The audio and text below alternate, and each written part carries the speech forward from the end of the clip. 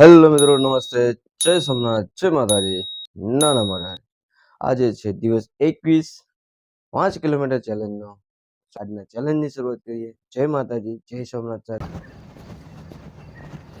21 દિવસ સુધી કોઈ પણ કાર્ય તમે સતત કરતા રહો ને તો એ આદત બની જાય છે. પહેલા 7 દિવસ તમારું શરીર અને મન આળસ કરતા હોય, બીજા 7 દિવસ ટેવ પડવા લાગે, અને ત્રીજું અઠવાડિયું એટલે 21 દિવસ જ્યારે થાય તમારો આત્મવિશ્વાસ બનતો જાય છે.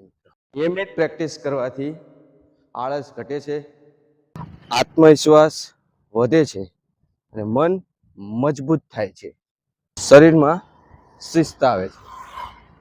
5 કિમી જેવી ચેલેન્જ તમને શીખવે છે.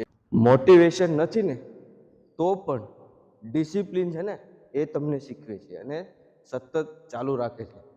તમારા જીવનમાં પરિવર્તન આવે છે. 21 દિવસ પૂરા થયા પછી તમે બની ગયા હોય ને એવું લાગે છે, કારણ કે તમારામાં પ્રેક્ટિસ, આત્મવિશ્વાસ, આદત બની જાય છે અને શરીર એક ઘડાઈ જાય છે. મિત્રો, ડેલી યોગ કરો, વ્યાયામ કરો અને મસ્ત રહો. જય સોમનાથ, જય માતા. 5 કિલોમીટર ચેલેન્જ કમ્પ્લીટેડ. 21 દિવસનું સફર મિત્રો આજે આપણું પૂર્ણ થયું છે.